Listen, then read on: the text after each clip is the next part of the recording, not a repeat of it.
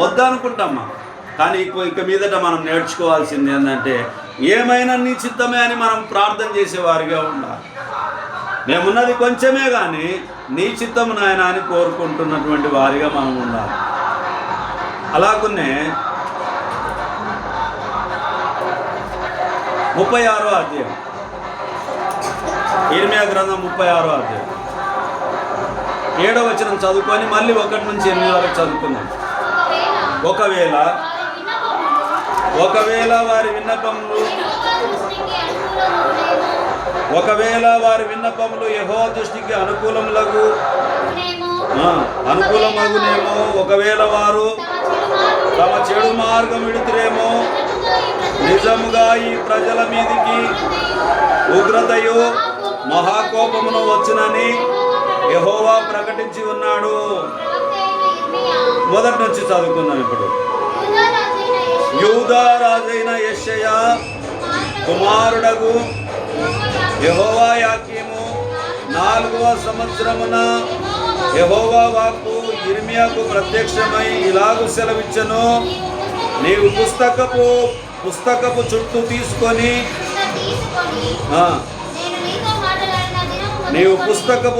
తీసుకొని నేను నీతో మాట్లాడిన దినం మొదలుకొని, అనగా యెషయా కాలం మొదలుకొని నేటి వరకు ఇశ్రాయేలు వారిని గురించియు యూదా వారిని గురించియు సమస్త జనములను గురించియు నేను నీతో పలికిన మాటలన్నిటినీ దానిలో రాయము. నేను యూదా వారికి చేయనుద్దేశించు కీడంతటిని గురించి వారు విని నేను వారి దోషమును వారి పాపమును క్షమించినట్లు తమ దుర్మార్గతను విడిచి పశ్చాత్తాప పడుదురేమో. ఇర్మియా నేరియా కుమారుడైన బారూకును పిలువనంపగా అతడు యెహోవా ఇర్మియాతో చెప్పిన మాటలన్నిటినీ ఇర్మియా నోటి మాటలను బట్టి ఆ పుస్తకంలో రాసిన. ఇక్కడ మనం ఆలోచన చేసినప్పుడు దేవుడు ఏదైతే ఇర్మియా గారితో మాట్లాడుతూ ఉన్నాడో ఇర్మియా గారు అదే మాట్లాడుతూ ఉన్నారు. ఎందుకు అనంటే చెడు చేసేటటువంటి వారిని పిలువనంపించడానికి, వారి ఉగ్రత రాకుండా ఒకవేళ పశ్చాత్తాప పడతారేమో, వారికి వినిపించు, నీవు సెలవివ్వు అని చెప్పి దేవుడు ఏదైతే మాట్లాడుతున్నాడో ఇర్మియాతో ఆ మాటలన్నీ మాట్లాడుతున్నాడు. 5వ వచనం, ఇర్మియా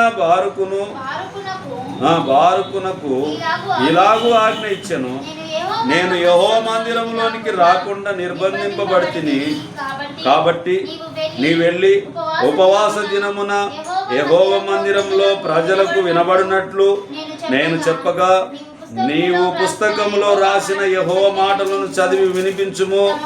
తమ పట్టణముల నుండి వచ్చు యూదా జనులందరినీ వినబడినట్లుగా వాటిని చదివి వినిపింపవలెను. ఏమంటున్నాడు? వారికి బాగా వినబడడానికి చదివి వినిపించండి యూదా వారికి. ఎందుకంటే వాళ్ళు తొలగిపోతూ ఉన్నారు, వారు తొట్టిల్లుతూ ఉన్నారు, వారికి నష్టం కలగబోతూ ఉన్నది. కాబట్టి వారికి చదివి బాగా వినిపించమని చెప్పి సెలవిస్తూ ఉంది. 7వ వచనం, ఒకవేళ వారి విన్నపములు యెహోవా దృష్టికి అనుకూలములగునేమో, ఒకవేళ వారు తమ చెడు మార్గమును విడుతురేమో, నిజముగా ఈ ప్రజల మీదికి ఉగ్రతయు మహాకోపమును వచ్చునని యెహోవా ప్రకటించి ఉన్నాడు. ప్రవక్త అయిన ఇర్మియా తనకు ఆజ్ఞ ఇచ్చినట్టు నేరియా కుమారుడైన బారూకు గ్రంథము చేత పట్టుకొని యెహోవా మాటలన్నిటినీ యెహోవా మందిరంలో చదివి వినిపించెను. ఇప్పుడు నా యొక్క పాత్ర కూడా ఏముంది? పరిశుద్ధ గ్రంథంలో జరిగిన సంఘటనలు, జరిగిన సందర్భాలు మీకు నేను చదివి వినిపించాల్సినటువంటి బాధ్యత నాకు ఇవ్వబడి ఉంది. ఏం చేయాలమ్మా? చదివి వినిపించాలి. అంటే ఆనాడు యూదా వారు తప్పిపోయారు, మరి మేము తప్పిపోయలేము అనడానికి వీలుందా? ఆనాడు వారితో మాట్లాడిన దేవుడు ఈరోజు మనతో వాక్యంతో మాట్లాడుతూ ఉన్నాడు. మనలో ఒకవేళ ఏమైనా లోటుపాటు కలిగి ఉంటే మనం ఏం చేసుకోవాలి? సరి చేసుకోవాలి. మన విన్నపాలు ఒకవేళ దేవుని సన్నిధికి చేరుతావేమో, బాగా గట్టిగా నువ్వు చదివి వినిపించుము అని చెప్పి ఇర్మియా గారు సెలవిస్తూ ఉంటున్నారు. అవును ప్రియమైనటువంటి సహోదరి సహోదరులారా, మన విన్నపాలు దేవునికి చేరాలి అని అంటే దేవునితో మన జీవితము కొనసాగించాలి. దేవునితో మన జీవితం మంచిగా ఉండాలి. దేవుని దగ్గర మనము మంచిగా ఉన్నప్పుడు మన మాటలు దేవుని సన్నిధికి చేరుతాయి. మంచిగా ఉండడం అని అంటే అందంగా ఉండడం కాదు, మంచిగా ఉండడం అని అంటే అలంకరించుకోవడం కాదు, మంచిగా ఉండడం అని అంటే చాలా క్లోజ్గా ఉండడం అనేటటువంటిది కాదు. మంచిగానంటే యథార్థంగా మనం దేవునితో ఉండడం, యథార్థంగా మన విన్నపాలు దేవునికి అప్పజెప్పడం, యథార్థంగా మనము దేవుని సన్నిధిలో నడుచుకోవడం. ఏదైనా అవసరత ఉన్నప్పుడు యథార్థంగా మనం ప్రార్థన చేయాలి. ఎవరైనా మిమ్మల్ని వచ్చి ప్రార్థన కోరిండ్రు అనుకోండి, శత్రువు కూడా కోరిండ్రు అనుకోండి, ఏం చేయాలి? శత్రువే వచ్చి ప్రార్థన చేయమని కోరిండు అనుకోండి, లేదబ్బా నేను చేయను, నువ్వు నాతోటి కొట్లాడినావు అని అనాలన్నా? వాళ్ళు అటువంటి టైంలో ప్రార్థన చేసి అలా కత్తి తీసుకొని పొడిచిండు అనుకో, పక్కున మనం కన్ను మూసుకుంటే ఆయన పొడిచిండు అనుకో. నిజం, సహోదరి చెప్పిన మాట నిజం, మీరు చెప్పిన మాట నిజం, దేవుని వాక్యం చెప్పిన మాట నిజం. ఎందుకంటే ప్రార్థన ఎవరు కోరినా ఎట్లా చేయాలి? యథార్థంగా ప్రార్థన చేయాలి. ఎందుకు అని అంటే నా జీవితంలో మీరందరూ ప్రార్థన చేయడం వల్ల నాలో చీకటిగా ఉన్నటువంటి నా బ్రతుకు మార్చబడి ఉన్నది. పాపంలో ఉన్నటువంటి నా బ్రతుకు మార్చబడి ఉన్నది. ఎవరి ప్రార్థనలో ఏ గొప్పతనం ఉందో నాకు తెలియదు, మనకు తెలియదు. మీ దగ్గరికి ప్రార్థన ఎవరన్నా విన్నపం కోరినప్పుడు తప్పకుండా మీరు ప్రార్థన చేయండి. నీకు వచ్చిరాని ప్రార్థన అయినా పర్వాలేదు, గొప్పగా చేసే ప్రార్థన అయినా కానీ యథార్థంగా ఆ సందర్భంగా ఉన్నటువంటి సందర్భాన్ని బట్టి వాళ్ళ పరిస్థితిని బట్టి మీరు ప్రార్థన చేయండి. దేవుడు ఆ విన్నపాన్ని విని వారికి సమస్యలను విడుదల చేస్తాడు. ఎందుకంటే విశ్వాస సహితమైన ప్రార్థన ఏం చేస్తుంది? రోగిని స్వస్థపరుస్తుంది. ఎవరు చేయాలి ప్రార్థన?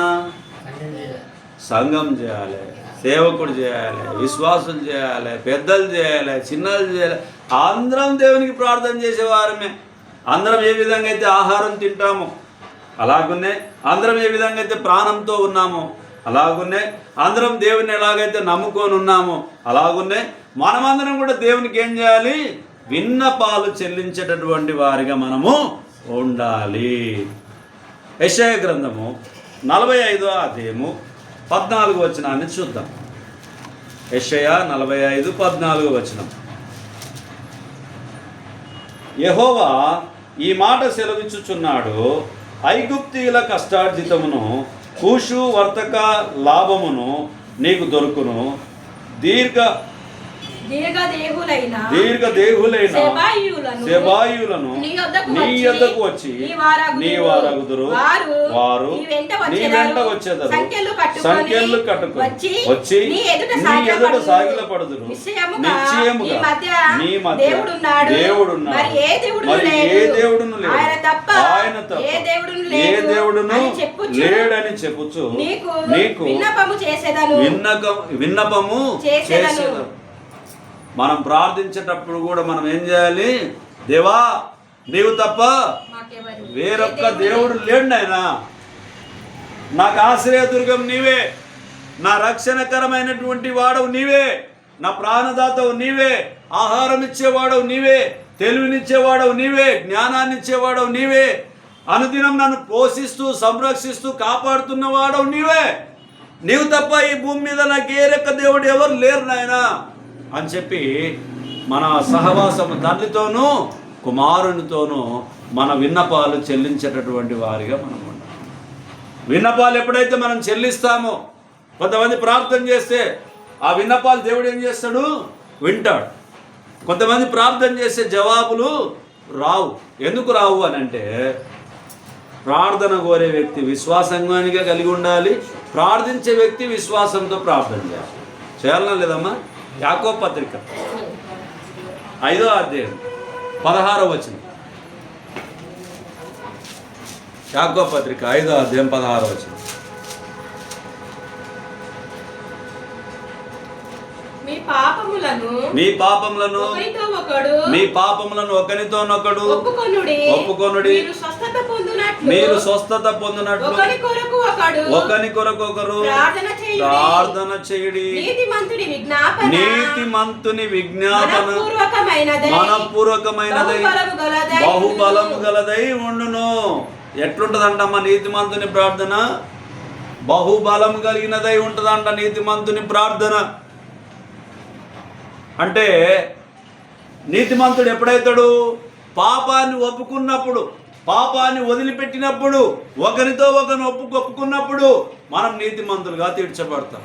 పాపం లోపలే పెట్టుకొని ఉండడం వల్ల లాభము లేదు. కొంచెమే పాపము కదా అని చెప్పి లోపల పెట్టుకుంటే లాభము లేదు. కొంచెమే పెండ పాలుల్లో పడ్డది అనుకోండి, ఆ పాలు మంచిగా ఉంటాయా? మంచిగా ఉంటామా? జర మాట్లాడండి మీరు నాతో కూడా. ఏమైతుంది? కొంచెమే పెండ పడ్డది అనుకోండి పాలుల్లో, బాగా ఒక 50 లీటర్ల పాలుల్లో ఒక కొంచెమే పెండ పడ్డది అనుకోండి, పాలు బాగుంటాయా? ఆ పెండ పడకపోతే బాగుంది. చెడిపోయేది మనలో ఏదైతే ఉంటే దాన్ని ఏం చేయాలి? ఒప్పుకోవాలి. విన్నపాల ద్వారా ఏం చేయాలి?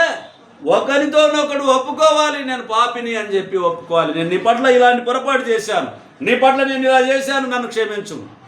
ఎప్పుడైతే మనం ఒకరితో ఒకరం పాపాలను ఒప్పుకుంటామో దేవుడు మన విన్నపాలను తాను వింటాడు, అంగీకరిస్తాడు. కాబట్టి మనము ఒకరితో ఒకరం ఒప్పుకోవడం లేదు. మనం ఏం చేస్తున్నాము అని అంటే ఒకరితో ఒకరం ఒప్పుకోవడం లేదు, దేవునితో కూడా ఒప్పుకోవడం లేదు. ప్రార్థన చేసినప్పుడు ఏమైనా నాలో అయోగ్యత ఉంటే నన్ను క్షమించునైనా అంటే అయోగ్యత ఉన్నది నాకు తెలియదా? పాపం చేసిన సంగతి నాకు తెలియదా? కన్నులున్నవాడు కానకుండునా, చెవులున్నవాడు వినకుండునా, సృష్టికర్త అయినటువంటి దేవుడు నిన్ను నన్ను చూడకుండునా, ఒకవేళ నీవు నేను చేసినటువంటి పాపాన్ని ఆయన మర్చిపోతాడా? మర్చిపోవాలంటే ఏం చేయాలి? మర్చిపోవాలంటే ఏం చేయాలి యోహానయ్య? ఒప్పుకోవాలి. మనం ఏమైంది? ఒకరితో ఒకరం ఏం చేయాలి? ఒప్పుకోవాలి.